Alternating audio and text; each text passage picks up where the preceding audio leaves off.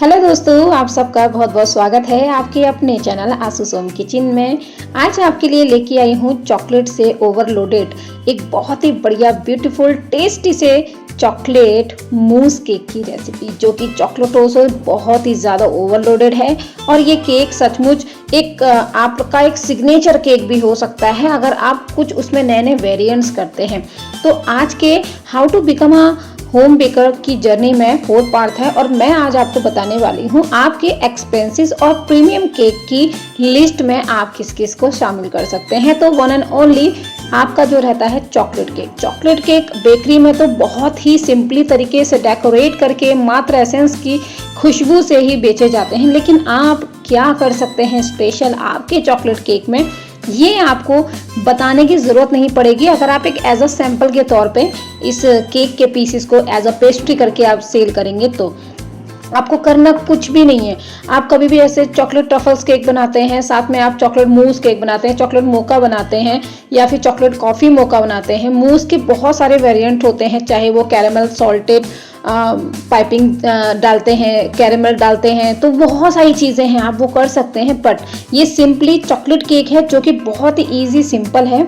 लेकिन हाँ, इस केक की सबसे खास बात यह है कि इसमें चॉकलेट जो है ना वो बहुत उभर के डालनी पड़ती है। तो मेरे इस मेन्यू में ये चॉकलेट केक मैं बहुत ही एक्सपेंसिव रखती हूँ और ये सबसे ज़्यादा टेस्टी रहता है। हालांकि मेरे एरिया के हिसाब से मैं इसे ज़्यादा महंगा नहीं रख पाती हूँ, लेकिन हाँ, जितने लोगों ने भी इसको टेस्ट किया है टच वुड अभी तक किसी ने ये नहीं कहा है कि इसका टेस्ट हमें थोड़ा समझ नहीं आया।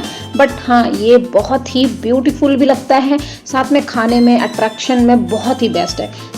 तो बस आपको इसकी डिटेल के लिए बस ज़्यादा कुछ नहीं करना है। नॉर्मल सी जो व्हिप क्रीम आपकी रहती है उसी में ही आपको चॉकलेट गनाश का 1 पार्ट रेशियो डालना होता है, हल्का सा उसको मिक्सअप करना पड़ता है एंड आपकी ये फिलिंग तैयार हो गई है मूस की।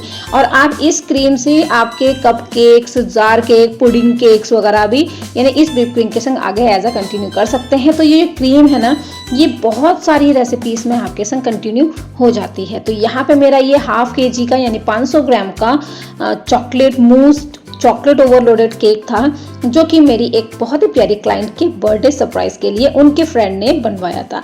तो बस मैंने इसके लिए चॉकलेट का बेस स्पंज तैयार किया और इस चॉकलेट स्पंज में भी मैंने एक्स्ट्रा कोको पाउडर ऐड करा, जिसकी वजह से आपको ये बिल्कुल ब्लैक ब्लैक दिख रहा है। तो कमेंट्स में अगर कोई पूछे मुझसे कि आपका चॉकलेट स्पंज इतना ब्लैक क्यों है, तो दैट्स वाई द रीज़न कि मैं इसमें extra and dark Malaysian Dutch cocoa powder डालती हूँ। ओके, तो बस इसकी सिंपल सी क्रम कोटिंग ही करनी थी। आप इसमें चॉकलेट गनाश डाल सकते हैं, मैंने यहाँ पे चॉकलेट गनाश नहीं डाला है क्योंकि मैंने इसकी व्हिप क्रीम में ऐड करा है भर भर के। तो मूस केक में बस यही चीज़ है।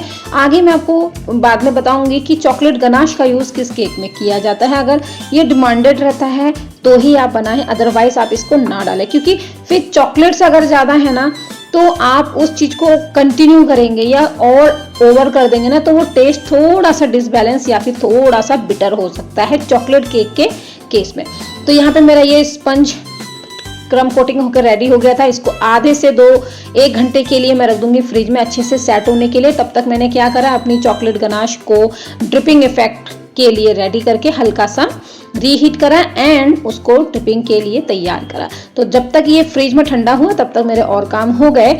और फाइनली मैंने जो ये एक ही क्रीम है, मैंने इसकी फाइनल फिनिशिंग भी इसी क्रीम से दी है, लेकिन मैंने आपको हमेशा बताया है कि क्रम कोटिंग बहुत इंपॉर्टेंट होती है किसी भी केक के लिए।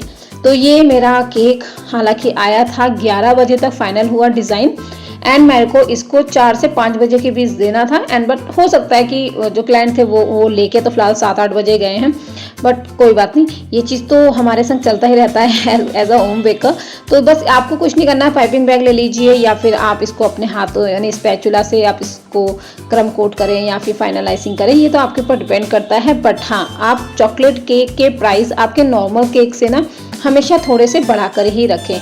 रीज़न वाई, चॉकलेट केक में आपका जो स्क्रैच से बनाते हैं चाहे प्रीमिक्स से बनाते हैं उसका प्राइस थोड़ा डिफरेंट होता ही होता है। तो आपको चॉकलेट केक का प्राइस हमेशा अलग रखना है। मोस्ट प्रोबेबली जो चीज़ बेकरी वाले देते हैं ना कि चॉकलेट का स्पंज ले लें, उनका जो चॉकलेट का स्पंज होगा ना वो बिल्कुल अलग ही होता है। आप देखेंगे तो वो ब्राउनिश रहता है। बट अगर आप स्क्रैच से बना रहे हैं तो आपका चॉकलेट केक का जो स्पंज है ना वो हमेशा डार्क आएगा। तो आप कोशिश करें जब भी आपके पास हाफ केजी के केक किसी भी फ्लेवर के आए, आप उसे हमेशा स्क्रैच से बनाएं। अगर मैंने इस केक को स्क्रैच से नहीं बनाया होता तो ये थोड़ा सा बेकरी वालों के जैसा ब्राउन ब्राउन होता ना, वैसा दिखता, बट मैंने इसे मेरे सिग्नेचर प्रीमियम क्वालिटी में रखा है, इसीलिए मैं इसको बनाया है स्क्रैच से। तो ये मेरे लिए बहुत ही ज़्यादा इम्पोर्टेंट रहता है कि मैं इसे बेसिक तौर पे बनाऊं या फिर अपने प्रीमियम क्वालिटी के साथ बनाऊं। तो ये तो मेरे पर है और इसकी प्राइस भी फिर मैं उसी हिसाब से सेट करती हूँ। नॉर्मल वाले का मैं स्टार्टिंग जो भी रहता है मेरे और फ्लेवर होते हैं ना, उससे बस 50 रुपये 60 रुपये एक्स्ट्रा रहेगा। ओके, और अगर मैंने प्रीमियम क्वालिटी में रखा है तो मैं उसको ज़्यादा हाइप कर देती हूँ, क्योंकि ये मेरा रहता है कि भाई मैंने इसमें गनाश यूज़ करा है, मैंने इसमें एक्स्ट्रा चॉकलेट्स यूज़ करी हैं। तो ये तो मेरे ऊपर ही डिपेंड हो गया ना, क्योंकि मुझे पता है कि मैं आपको प्रीमियम क्वालिटी प्रोवाइड कर रही हूँ। तो ये आपको क्लाइंट से बोलना पड़ेगा। और मैंने उनको बोला कि मैं जो चॉकलेट्स यूज़ करूँगी वो यहाँ की नहीं है, वो फॉरेन कंट्री की है। तो वो चीज़ तो हर किसी को समझ नहीं आता है। ओके, लेकिन हाँ, जो जिसने खाया उसको बहुत पसंद आया, और जो मेन पर्सन है जिसका बर्थडे है उसको अच्छा लगा, तो ये चीज़ थोड़ी सी हमारे लिए प्लस पॉइंट हो जाती है। ओके, यहाँ पे मेरी क्रम कोटिंग हो गई। फाइनल कोटिंग के बाद मैंने इसको आधे घंटे के लिए फिर से रखा। रीज़न बिहाइंड दिस, मैंने हमेशा बोला है कि चॉकलेट केक में या किसी भी केक में अगर आप ड्रिपिंग दे रहे हैं, चाहे वो न्यूट्रल जेल की दें, चाहे वो चॉकलेट गनाश की दें, चाहे वो चॉकलेट्स की ड्रिप दें, आपको केक को ठंडा करना है। अगर फाइनल आइसिंग की केक की जो लेयर है वो ठंडी होगी तो ये जो आप ड्रिपिंग इफेक्ट देख रहे हैं ना, ये नीचे तक जाके बिल्कुल इकट्ठी नहीं होगी, आपकी बढ़िया से स्ट्रिप आएंगी, लाइनिंग आएंगी।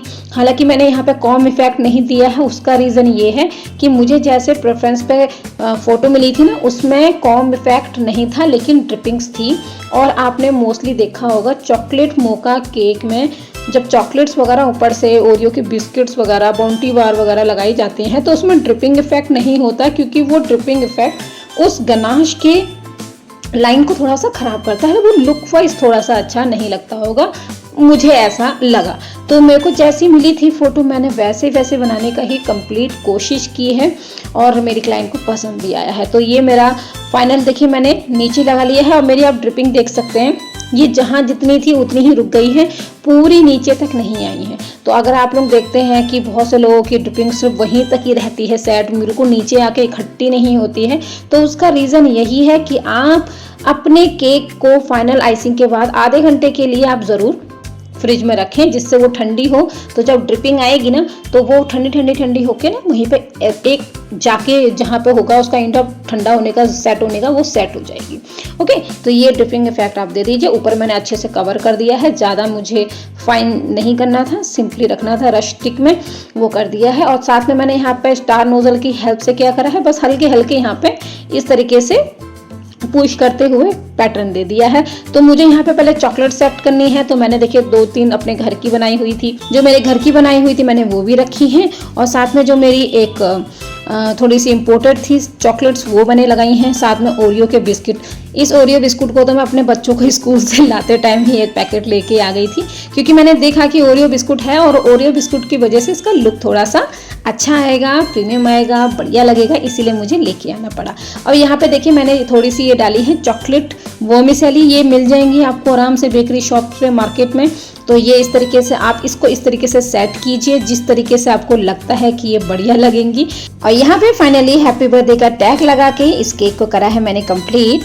आई होप आपको ये केक की आज की डेकोरेशन पसंद आई होगी, साथ ही इन्फॉर्मेशन भी। मिलती हूँ नेक्स्ट टाइम। हर हर महादेव, बाय बाय।